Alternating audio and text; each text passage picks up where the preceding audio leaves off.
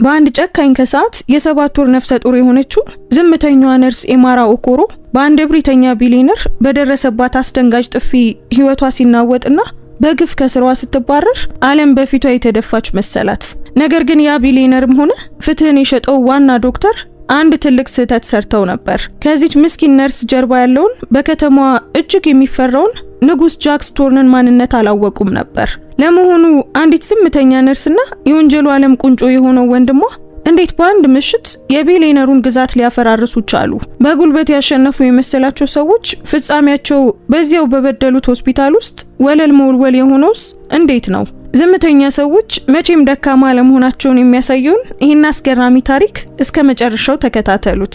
ሰላም ውድ ቤተሰቦቻችን እንደምን አላችሁ? ዛሬም ቀደም ሲል እንደሰማችሁት በቆንጆ ታሪክ ተመልሰን መተናል። ታሪኩን ከመጀመራችን በፊት ግን ከየት ሆናችሁ እየተከታተላችሁ እንደሆነ ኮሜንት ላይ ጻፉልን። የሁላችሁንም መስማት እንፈልጋለን። ያላችሁበትን ሀገር አሊያም የከተማችሁን ስም ጻፉልን። እንዲሁም አሁን ይህንን ታሪክ እየሰማችሁ ባለበት ሰዓት በእናንተ ሀገር የሰዓት አቆጣጠር ስንት ሰዓት እንደሆነም ጻፉልን። እንደዚህ አይነት ታሪኮችን ማዳመጥ የሚያስደስታችሁ ከሆነ ደግሞ ሰብስክራይብ በማድረግ ቤተሰባችንን ተቀላቀሉ።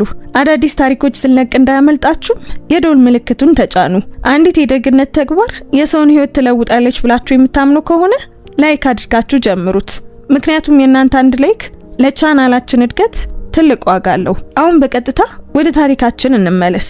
ለመሆኑ እኔ ማን እንደሆንኩ ታውቂያለሽ? ለዚህ ህንጻ $4 ሚሊዮን ለግሻለሁ። ጥቁር ኤስዩቪ ውስጥ የነበሩ ሰዎች በዚያ ጠዋት በሆስፒታሉ አጠገብ ሲያልፉ ያሰቡት ያንን ነበር። ነገር ግን ተሳስተው ነበር።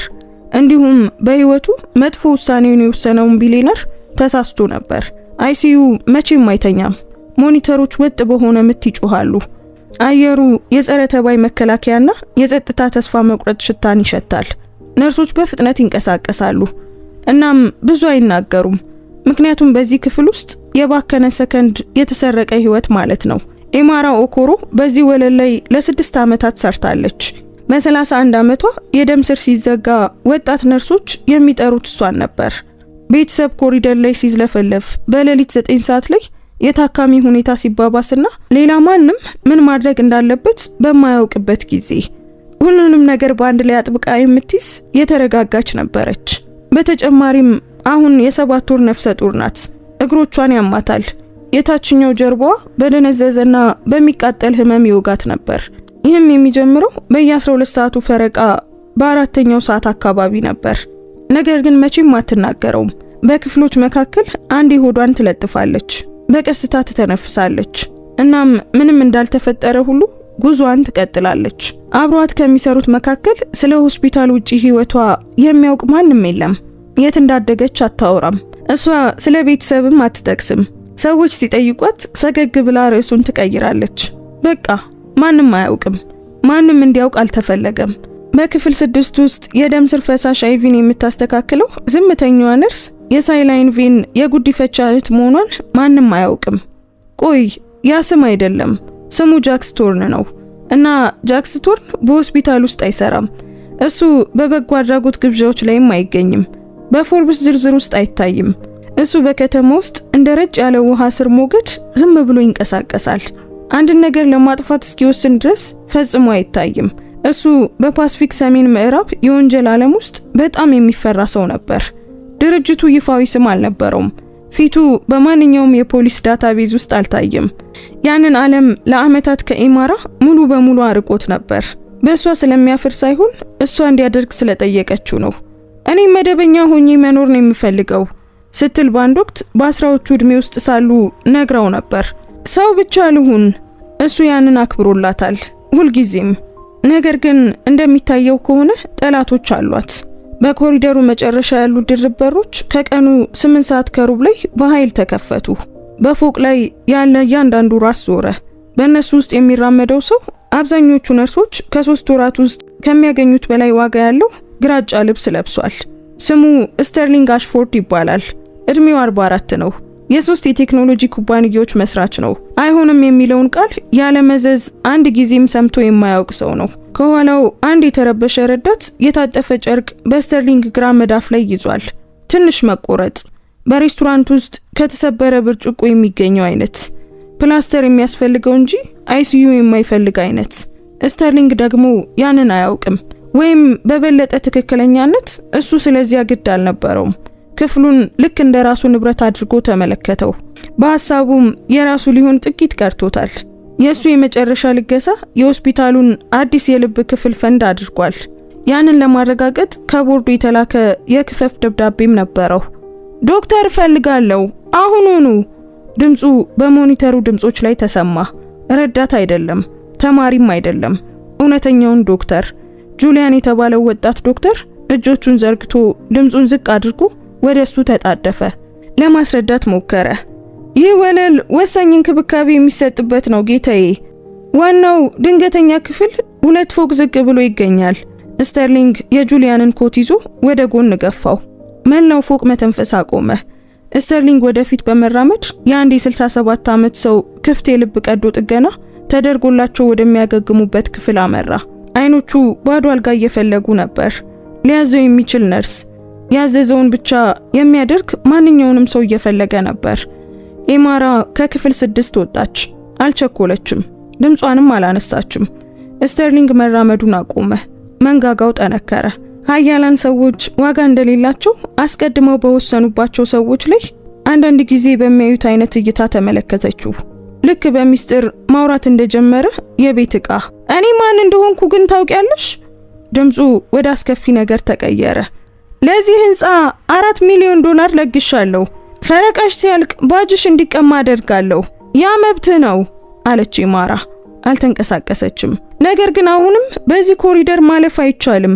በፊቱ ላይ የሆነ ነገር ተቀየረ። ቁጥጥር የተደረገበት ቁጣ ፈነዳ እና የሆነ የቀዘቀዘ ነገር ወጣ። ወደ ጃኬቱ ውስጥ ገብቶ የቆዳ ካርድ መያዣ ወጣ። ከፍቶ ግድግዳው ላይ ተለጥፎ ለነበረው ወጣት ዶክተር አሳየው። ቁጥር ጻፍልኝ አለ ስተርሊንግ። ከነዚህ ታካሚዎች አንዱን ወደ ሌላ ፎቅ ለማዘዋወር የሚጠይቀውን ያህል የትኛውን እንደሆነ ግድ የለኝም። ይህ አልጋ ያስፈልገኛል። የጁሊያን አፍ ተከፈተ፣ ግን ምንም አላወጣም። ኤማራ በምትኩ ተናገረች። ያንን አስቀምጠው። ድምጿ አንድ ጊዜም አልተንቀጠቀጠም። ገንዘብ የትኞቹ ታካሚዎች ለመንቀሳቀስ በተረጋጋ ሁኔታ ላይ እንዳሉ ያለውን እውነታ አይለውጠውም። በክፍል 4 ያለው ሰው ከ11 ሰዓታት በፊት ክፍት የልብ ቀዶ ጥገና ተደርጎለታል። ለእጅ መቆረጥ ሲባል ሊዘዋወር አይችልም። ስተርሊንግ ካርድ መያዣውን እንደያዘ በቀስታ ወደሷ ዞረ። አንቺ ነርስ ብቻ ነሽ አላት። እናም ያን የተናገረበት መንገድ ቃሉን ስድብ አስመሰለው። እነዛን ውሳኔዎች ማድረግ አትችም። በዚህ ወለል ላይ እወስናለሁ። ላፍታ ማንም አልተነፈሰም።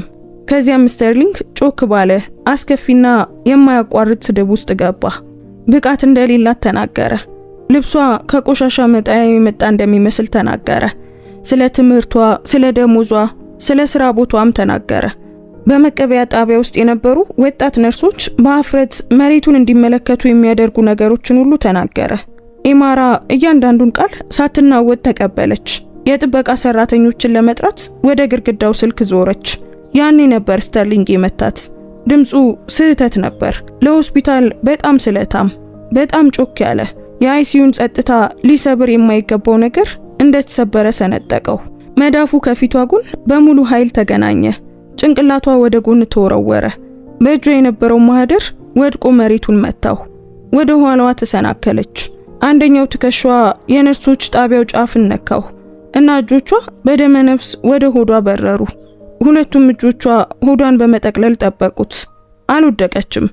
ነገር ግን አይኖቿ ለአንድ ሰከንድ ተዘጉ እና ያ ሰከንድ ሁሉንም ነገር ተናገረ። ወለሉ ጸጥ አለ። ዝምታ ብቻ ሳይሆን ፍጹም ጸጥታ። የማይመለስ ነገር ሲከሰት እንደሚከተለው አይነት። ሜራ የተባለች ወጣት ነርስ በቆመችበት ደርቃ ቀረች። ሁለቱንም እጆቿን አፏ ላይ ጭናለች። ሊፍቱ አጠገብ የነበረው የጥበቃ ሰራተኛ እጁን በራዲዮ ላይ አድርጓል። ነገር ግን አልተንቀሳቀሰም። በዚህ ሰዓት ማንም አልተንቀሳቀሰም። ልክ ኦክሲጅን ከህንፃ ውስጥ እንደተመጠጠ ይመስል ነበር። ስተርሊንግ የጃኬቱን እጅጌዎች አስተካከለ። ምናልባትም አሁን ነገሮች እንዴት እንደሚሰሩ ገብቶሻል አለ። በኮሪደሩ መጨረሻ ከመውጫው ደረጃዎች አጠገብ ጥቁር ኮት የለበሰ ረጅም ሰው እጆቹን በኪሱ አድርጎ ቆሟል። በሮቹ ከተከፈቱ ጀምሮ አልተንቀሳቀሰም ነበር። ሁሉንም ነገር ተመልክቷል። መገፋቱን፣ ዛቻዎቹን፣ ጥፊውን፣ የኢማራ እጆች ወደ ሆዷ የሄዱበትን መንገድ። በግራ አንገቱ ላይ ትንሽ ንቅሳት ነበረው። ወደፊት የሚመለከት የተኩላ አይን። መሳሪያ አላወጣም፣ ድምፁንም አላነሳም። ስልኩን አውጥቶ 4 ቃላትን ጽፎ ላከ።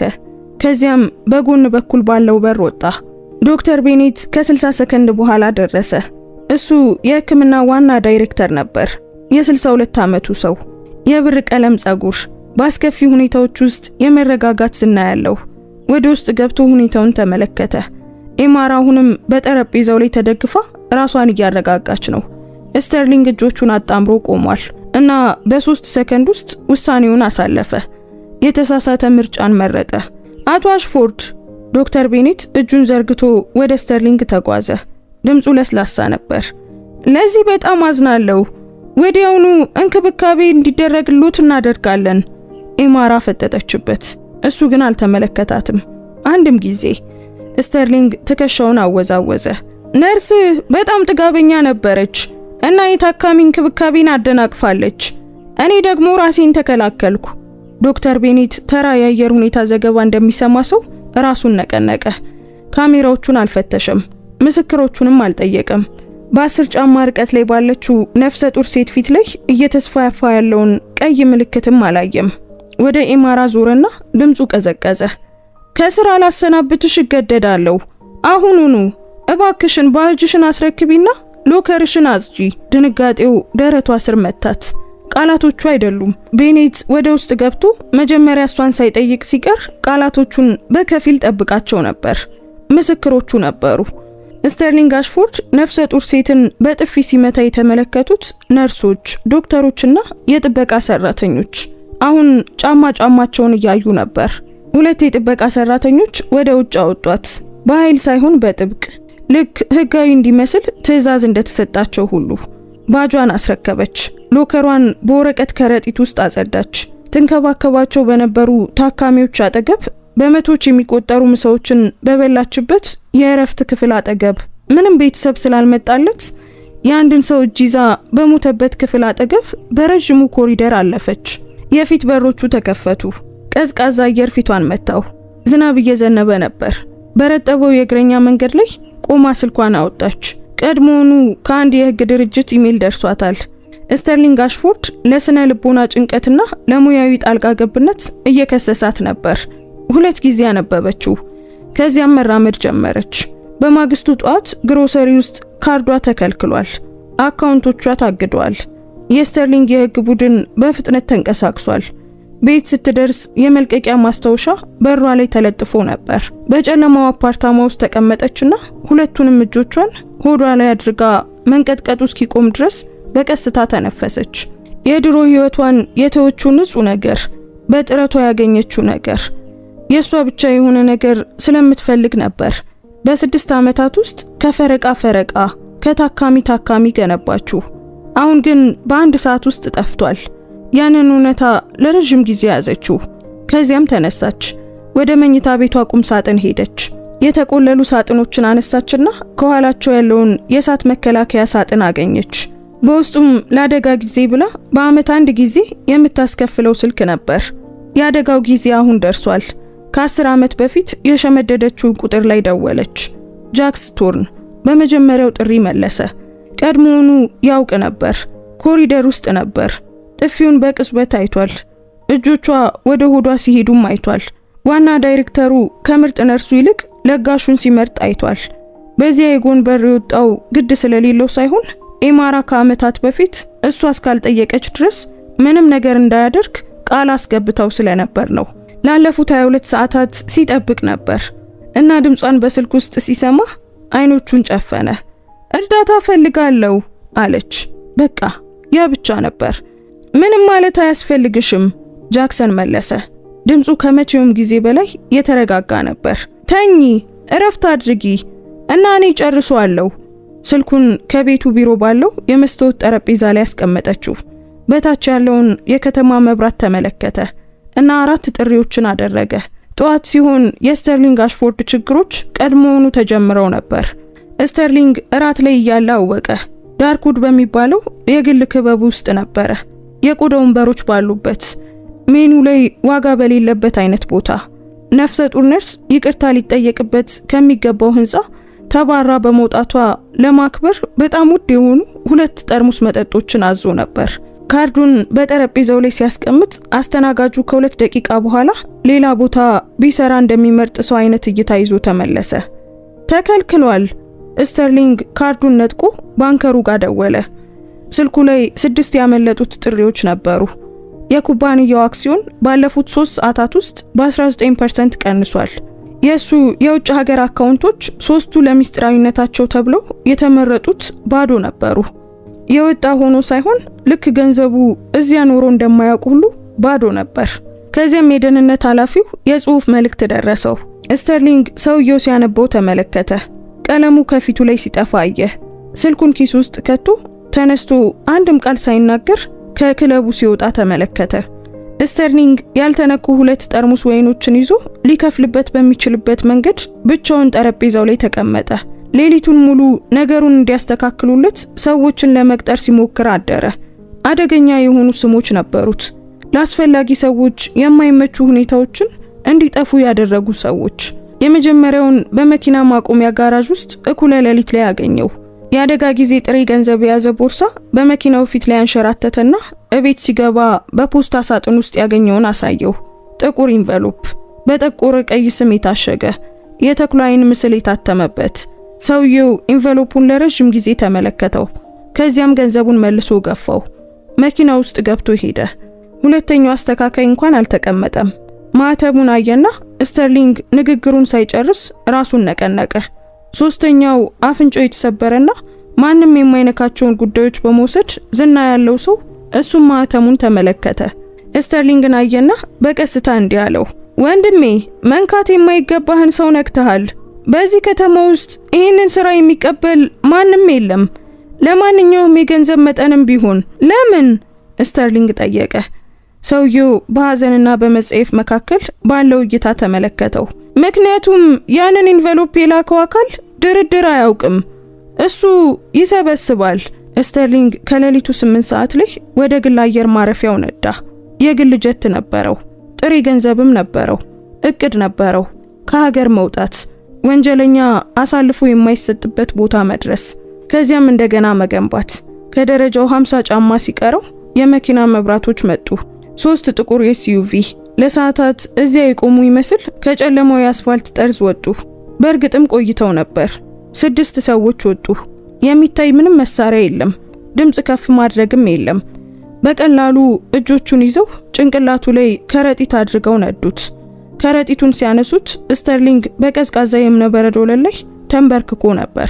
ክፍሉ በጣም ጥልቅና ሙሉ በሙሉ ጨለማ ነበር። በረጅሙ ጠረጴዛ መጨረሻ ላይ የአንድ ኩባያ ሻይ ይዞና ሙሉ በሙሉ የመረጋጋት ስሜት ተሰምቶት የተቀመጠው በሆስፒታሉ ኮሪደር የነበረው ሰው ነበር። የተኩላ አይን ንቅሳቱ ባንገቱ ላይ በግልጽ ይታይ ነበር። ጃክ ስቶርን ኩባያውን አስቀምጦ ስተርሊንግ አሽፎርድን አስቀድሞ እንደተፈታ ችግር አድርጎ ተመለከተው።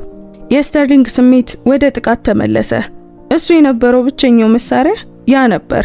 በፌደራል ደረጃ ግንኙነቶች አሉኝ አለ ስተርሊንግ፣ ድምፁ ትንሽ እየተቆራረጠ። ማንን እየተጋፋ እንደሆነ አታውቅም። ጃክስ አንድ ታብሌት በጠረጴዛው ላይ አንሸራተተ። በቀጥታ በስተርሊንግ ጉልበቶች ፊት ቆመ። በስክሪኑ ላይ የአይሲዩ የደህንነት ካሜራ ምስል ነበር። ሙሉ ጥራት ያለው፣ የጊዜ ማህተም ያለው፣ ሁሉንም ነገር ያሳያል። መገፋቱን፣ ጩኸቱን፣ ጥፊውን፣ የኢማራ እጆች ወደ ሆዷ ሲሄዱ፣ የጥበቃ ሰራተኞች ሲያስወጧት፣ ዶክተር ቤኔት የምስራች እንደሚሰማ ሰው ራሱን ሲነቀንቅ። ስተርሊንግ አፈጠጠበት። ጃክስ ለረጅም ጊዜ ምንም አላለም። ከዚያም ብቻዋን መስላህ ነበር አይደል? ድምፁ ስተርሊንግ ለመስማት እስኪቸገር ያህል ዝቅተኛ ነበር። ማንም የሚመጣላት አልመሰለህም? ትንሽ ወደፊት ጠጋለ። ግን እኔ ያለሁላት ወንድሟ። አንድ ጥበቃ ከጥላው ውስጥ የሰነዶች ስብስብን ይዞ መጣ። ጃክስ ደንቦቹን ያለ ምንም ስሜት አስረዳ። እያንዳንዱ ንብረት፣ ኩባንያው፣ ተሽከርካሪዎቹ፣ የፈጠራ መብቶቹ፣ ጥግ ላይ ባለው በርሜል ውስጥ እየነደደ ያለው የአደጋ ጊዜ ጥሬ ገንዘብ ወዲያውኑ ተላልፏል። እያንዳንዱ ሳንቲም በከተማ ውስጥ ላሉ ችግር ለደረሰባቸው ነጠላ እናቶች ህጋዊ ትረስት ውስጥ ይገባል። ልገሳው መቼም ሊቀለበስ በማይችል መልኩ የተዋቀረ ነበር። ስተርሊንግ ወደ አየር ማረፊያው የመጣው ጥሪ ገንዘብ የያዘው ቦርሳ ቀድሞውኑ ተሰብስቦ ነበር። ስተርሊንግ በፊርማው ወቅት ስቅስቅ ብሎ አለቀሰ። እውነተኛ እንባ ነበር። ከጥፋተኝነት ስሜት ሳይሆን ስልጣን ከእጁ ለዘላለም ሲወጣ ከማየት የሚመጣ እውነተኛ እንባ ነበር። ሲጨርስ ሰዎቹ ጭንቅላቱ ላይ ከረጢቱን መልሶ አደረጉለት። ከዚያም ለ20 ደቂቃ ነዱ። ከተሽከርካሪው ሲገፉት የረጠበ አስፋልት ላይ ያረፈና ከመቆሙ በፊት 2 ጊዜ ተንከባለለ። ከረጢቱን ከራሱ ላይ ቀደደውና ቀና ብሎ ተመለከተ። የሆስፒታሉ ድንገተኛ መግቢያ ምልክቶች፣ ያው ህንጻ። ኢማራ በዝናብ ውስጥ ቆማ ንብረቶቿን በወረቀት ከረጢት ይዛ ከምትወደው ብቸኛ ስሯ በተባረረችበት የመኪና ማቆሚያ ቦታ ላይ ነበር። ስተርሊንግ አሽፎርድ በዝናብ ውስጥ ለብሶት በነበረው ልብስ ብቻ ተቀመጠ። ምክንያቱም በዚያ ሳምንት እሱ በየመንገዱ ሲያድር ጃክስ የስተርሊንግን የገንዘብ ማጭበርበር መዝገቦች ለ3 የተለያዩ የፌዴራል ተቋማት ልኮ ነበር። የታክስ ምዝበራ፣ የገንዘብ ምዝበራ፣ የጉቦ ማጭበርበር። የ10 ዓመት መረጃዎች በትክክል ተመዝግበው በሚስጥር ቀርበዋል። ፖሊሶቹ ወረዱ። ስተርሊንግ አልሸሸም። የሚሄድበት ቦታ አልነበረውም። የጧቱ ፀሐይ በ7ኛው ፎቅ ላይ ባለው የግል ክፍል ትልልቅ መስኮቶች በኩል ገባች። ክፍሉ ሞቃትና ጸጥ ያለ ነበር። በመስኮቱ ጠርዝ ላይ አበቦች ነበሩ። ለስላሳ ብርሃን ይታያል። አዲስ የተወለደ ህፃን ያተነፋፈስ ድምጽ። ኢማራ ሴት ልጇን ደረቷ ላይ ይዛ በመስኮት ከተማውን ተመለከተች። ልጇ የአያቷ አፍንጫና ሙሉ በሙሉ ጥቁር ጸጉር ነበራት እና መምጣቷን ለመላው ፎቅ ያበሰሩ ሳምባዎች ነበሯት። እሷ ፍጹም ነበረች። ጃክሰን እጆቹን አጣምሮ በሩ አጠገብ ቆሟል። ኢማራ ከዚህ በፊቱ ላይ አይታው በማታውቀው ስሜት የእህቱን ልጅ እያየ ነበር። የሆነ ክፍት፣ ምንም አይነት ጥበቃ የሌለው ሰብአዊነት የተሞላ ነገር ነበር። እውነተኛ ስሜት። ይህንን ሆስፒታል ከ4 ወር በፊት በ3 የሽፋን ኩባንያዎች አማካኝነት በሚስጥር ገዝቶት ነበር። ቦርዱ ወረቀቱ እስኪጠናቀቅ ድረስ ማን እንደገዛው አላወቀም ነበር። ከዚያም አወቁ። ከዚያም ዶክተር ቤኔት በጸጥታ ስራውን ለቀቀ። ይህም አዲሱ ባለቤት ቀድሞውኑ የማሰናበት ሂደቱን ስለጀመረ ምንም ለውጥ አላመጣም። ቤኔት በአሁን ጊዜ 2 ፎቅ ዝቅ ብሎ ተቀጥሯል። አሁን ግን ዶክተር አይደለም። የጽዳት ቡድን ሰራተኛ አጥሮት ነበር። ኢማራ ልጇ ስትተኛ ስትመለከት ኮሪደር ውስጥ የወለል መወልወያ ባልዲ ድምጽ ሰማች። ቀና ብላ ተመለከተች። ክፍት በሆነው በር በኩል እሱን አየችው። ከምታስታውሰው በላይ ያረጀ ይመስላል። በቀስታ ይንቀሳቀሳል። አይኖቹ ወደ ታች ናቸው። በበሩ አጠገብ አለፈ እና ወደ ውስጥ ሲመለከት አያት። ወዲያውኑ አይኑን መለሰና መራመዱን ቀጠለ። እሷም አልጠራችውም፣ አያስፈልግም ነበር። ይልቁኑ ወደ ልጇ ተመለከተች። ጃክስ ክፍሉን አቋርጦ ካልጋው አጠገብ ቆመ። ህፃኗን ለረጅም ጊዜ ተመለከታት። ከዚያም ኢማራን ደህና ነሽ ሲል ጠየቃት። ሳቀች። ትንሽ እውነተኛና የደከመ ሳቅ። አዎ አለች። ደህና ነኝ። ላፍታ የያዘውን ነገር እንደጨረሰ ሰው አንዴ ራሱን ነቀነቀ። በከተማው ማዶ በሚገኝ የፌዴራል ማቆያ ውስጥ ስተርሊንግ አሽፎርድ ብርቱካናማ ልብስ ለብሶ በብረት ወንበር ላይ ተቀምጧል። አሁን ሀብቱ ጠፍቷል። የህግ ቡድኑ ጠፍቷል። ባለ ሀብቶች፣ ቦርዱ፣ በሻምፓኝ አብረው ይስቁ የነበሩ የክለብ አባላት ሁሉም ጠፍተዋል። አይሆንም የሚለውን ቃል ሰዎች በሱ ላይ የሚናገሩት ቃል እንዳልሆነ ለማረጋገጥ 44 ዓመታትን አሳልፏል። በዚያ ላይ ምን እንደተሳሳተ ተምሯል። ኢማራ የልጇን ግንባር ሳመች። አሁን ማዕበሉ አልቋል። ኃያሉ ሰው ስለወደቀ ብቻ ግን አይደለም። ምንም እንኳን ሙሉ በሙሉ ቢወድቅም ፈሪው ዶክተር ወለል እየወለወለ ስለሆነ ብቻም አይደለም። ምንም እንኳን እየወለወለ ቢሆንም ነገር ግን እሷ በዚህ ክፍል ውስጥ ልጇ በእጆቿ ውስጥ በቀስታ እየተነፈሰችና ወንድሟ በሩ ላይ በጸጥታ ቆሞ በመገኘቱ ነው። እና የውጭው ዓለም በሷ ላይ ምንም መብት የለውም። ሙሉ ህይወቷን ለመደበኛ ህይወት ተዋግታለች። አንዳንድ ጊዜ የሚወዱ ሰዎች ለሱ እንደሚዋጉ አልተረዳችም ነበር። በክፍል ውስጥ በጣም ዝምተኛ የሆኑ ሰዎች መቼም ደካማ አይደሉም። ብቻ ገና ለመንቀሳቀስ ያልወሰኑ ብቻ ናቸው። ውድ ቤተሰቦቻችን የዛሬው ታሪካችን በዚሁ ተጠናቀቀ። ታሪኩን እንዴት አገኛችሁት? ወደዳችሁት? ምንስ ተማራችሁበት? እስኪ ኮሜንት ላይ ሐሳብ አስተያየታችሁን ጻፉልን። እንደዚህ አይነት ታሪኮችን መስማት የምትወዱ ከሆነ አሁኑኑ ሰብስክራይብ ማድረግና የደውል ምልክቱን መንካት እንዳትረሱ። ቪዲዮን ላይክ እና ሼር በማድረግም ለብዙ ሰዎች እንዲደርስና እንዲማሩበት አድርጉ። እናመሰግናለን። እንወዳችኋለን። ቸር ቆዩን።